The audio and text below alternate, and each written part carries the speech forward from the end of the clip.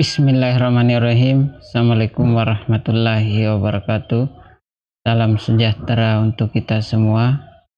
Semoga kita senantiasa diberi kesehatan.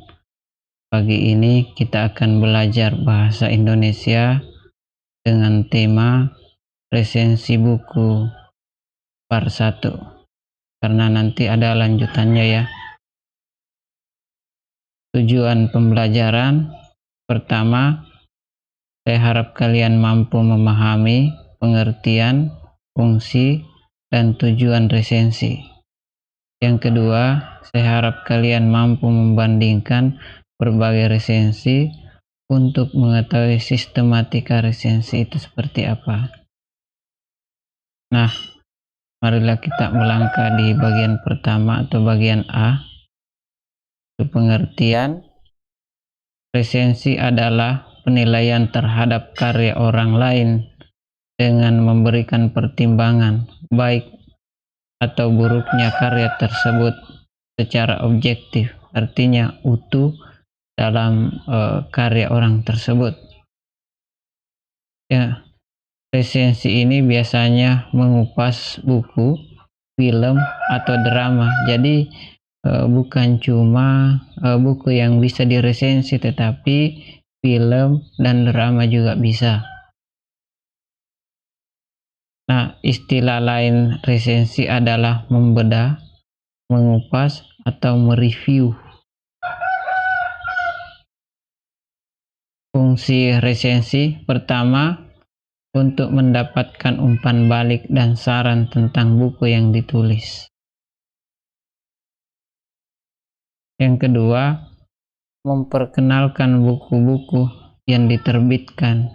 Jadi dengan adanya resensi ini memudahkan orang untuk mendapatkan buku-buku. Jadi resensi ini berfungsi atau sangat berfungsi untuk menjembatani kita mengetahui buku-buku atau karya orang lain dengan cepat. Yang terakhir, sebagai sarana dalam menguji atau mengembangkan suatu topik atau masalah. Jadi resensi ini, dengan adanya resensi kita mampu menguji tentang kelayakan buku ini dengan topik atau masalah yang diangkat. Jadi segala sesuatunya dengan adanya resensi melengkapi daripada pengetahuan kita untuk memahami buku tersebut. Tujuan penulisan resensi pertama,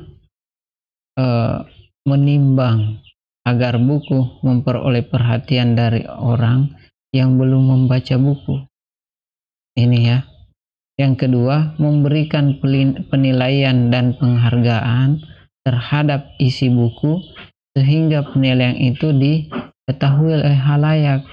Jadi walaupun kita tidak membaca seutuhnya buku tersebut, tapi dengan hadirnya resensi, dengan adanya resensi, maka kita cepat mengetahui isi atau hal-hal penting dalam buku tersebut. Yang ketiga, melihat kesesuaian latar belakang pendidikan pengarang dengan bahan yang ditulis, artinya dengan mengetahui latar belakang pendidikan pengarang, kita juga cepat mengetahui isi buku tersebut. Karena biasanya keilmuan seseorang itu tidak terlepas dari itu atau yang ditulisnya. Yang keempat, menghargai keunggulan penulisan sebuah buku. Jadi dengan adanya resensi ini ada suatu penghargaan atau keunggulan tersendiri sebuah buku tersebut. Yang kelima, mengungkapkan kelemahan suatu penulisan atau sistem penulisan. Jadi dengan adanya teks resensi, kita mampu mengetahui buku tersebut dengan cepat kelemahan atau kelebihannya. Nah, jadi Itulah tujuan penulisan resensi buku. Kemudian bagian ke-6, memberikan pujian atau kritik terhadap bobot ilmiah atau nilai karya seseorang. Dengan adanya resensi ini, penulis artinya ada kesan atau ada usaha untuk memperbaiki buku tersebut, karena di situ resensi itu memuat pujian dan kritikan, sehingga orang yang membuat buku itu, dengan adanya orang yang meresensi bukunya, maka di sisi lain dia bersifat positif, bisa memperbaiki tentang kekurangan yang ada dalam buku tersebut. Dan di sisi lain, pembaca buku tersebut dengan adanya resensi yang ditulis oleh orang lain, maka dia dia cepat menemukan hal-hal penting isi buku tersebut. Nah, itulah 6 tujuan penulisan resensi. Jadi tidak serta-merta resensi itu hadir, tetapi dia punya tujuan. Yang bagian B atau bagian 2, unsur atau struktur teks resensi. Nah, pertama, judul resensi. Nah, judul resensi ini adalah kesesuaian keseluruhan isinya. Jadi dengan adanya judul ini mewakili seluruh isi buku tersebut. Karena apa? Ketika tidak ada judul, nah, orang sering mengatakan bahwa judul itu jembatan. Bagaimana kita mampu menyeberangi, bagaimana kita mampu mengetahui ketika tidak ada judul? Nah, tiba-tiba langsung hadir, itu suatu masalah dalam kita berkarya. Dipusingkan orang. Kemudian identitas buku. Nah, meresensi ini yang kedua, unsur-unsur resensi ini yang kedua adalah identitas buku. Identitas buku ini menyangkut judul buku. Nah, jadi dengan adanya judul buku memudahkan seseorang mengetahui cepat, oh ini yang dibahas. Kemudian jenis buku. Jenis bukunya seperti apa? Apakah itu pendidikan, politik, sosial, budaya, atau agama? Penerbit, siapa yang terbitkan? Kemudian tahun terbit, tahun berapa diterbitkan, supaya orang ketika menyusun nantinya daftar pustaka, cepat mengetahui catatan dan jumlah halaman. Nah, jumlah halaman harus dicantumkan supaya orang cepat memahami, oh ternyata ketebalan buku ini sekian halaman. Jadi ada target-target ketika membaca buku itu sehingga cepat. Yang ketiga, pendahuluan atau pembuka resensi. Bagian pendahuluan ini berisi landasan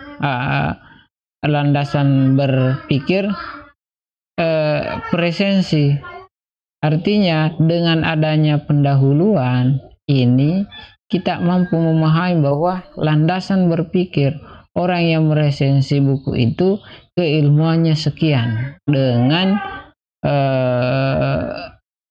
adanya pembukaan, karena di pembukaan itu ketika pembukaan itu menarik, maka orang juga menarik untuk membaca.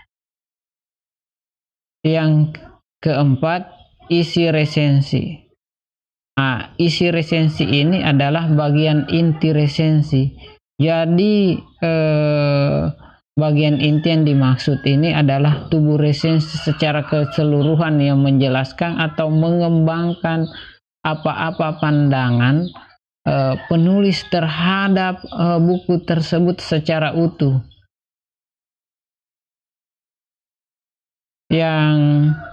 Yang terakhir atau penutup. Nah, penutup ini adalah unsur penutup resensi buku yang berisi pemaparan peruntukan dan tujuan buku.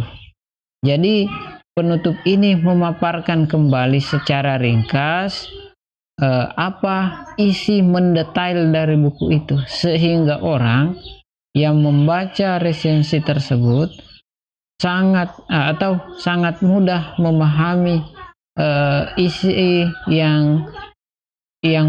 sangat mudah memahami resensi dan buku tersebut ketika dibaca di kemudian hari atau ketika dibaca pada saat itu.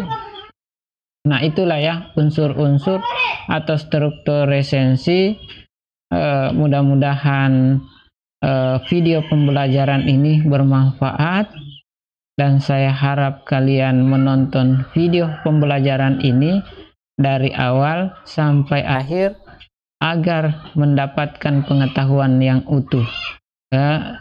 Sekian dari saya. Assalamualaikum warahmatullahi wabarakatuh.